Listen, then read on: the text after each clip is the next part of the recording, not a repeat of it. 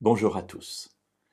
Nous terminons aujourd'hui cette petite série d'études sur la lettre aux Romains au chapitre 5, versets 18 à 21, où nous avons vu que nous sommes nés dans un monde de péché, nous sommes nous-mêmes pécheurs alors que nous ne l'avons pas choisi. Et Dieu rétablit cette injustice par une autre injustice qui est celle de la mort de Jésus. Effectivement, cette mort de Jésus nous donne la possibilité de trouver le pardon auprès de Dieu, alors que cela, nous ne le méritons pas non plus. Nous n'avons rien payé pour cela, nous sommes incapables de le faire d'ailleurs. Et si Dieu fait cela, c'est tout simplement parce qu'il nous aime, parce qu'il veut nous sauver. Et Dieu nous donne sa loi afin que cette loi révèle en nous notre situation de péché. En révélant en nous cette situation de péché, la loi nous pousse à rechercher le salut, et ce salut, nous dit l'apôtre Paul au verset 20, nous est donné de manière surabondante, c'est-à-dire beaucoup plus, entre guillemets, que nécessaire. C'est une image, évidemment, que Paul utilise pour nous faire comprendre qu'il n'y a aucune situation qui échappe à l'amour de Dieu et à son pardon.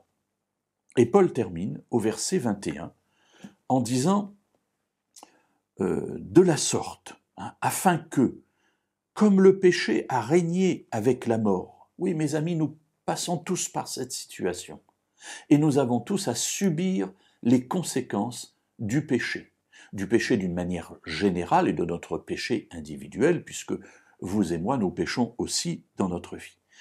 Comme le péché a régné avec la mort, ainsi la grâce règne par la justice pour la vie éternelle, par Jésus-Christ notre Seigneur. Ainsi, par Jésus, nous avons une justice qui est là et qui peut, c'est la volonté de Dieu en tout cas, régner dans notre vie avec comme perspective la vie éternelle. Mes amis, voilà en quelques mots, dressé devant nous, tout ce que on pourrait appeler le plan que Dieu a eu pour notre salut. Nous passons d'une situation de pécheur à une situation de personnes sauvées qui pouvons vivre dans une vie de justice, c'est-à-dire de conformité à la parole de Dieu, avec en perspective la vie éternelle dans un monde où le péché aura définitivement disparu. Alors c'est ce à quoi Dieu nous appelle, que Dieu nous aide, et il le fait, pour que dans notre vie nous mettions en place tout cela, pour notre plus grand bien, pour la vie éternelle.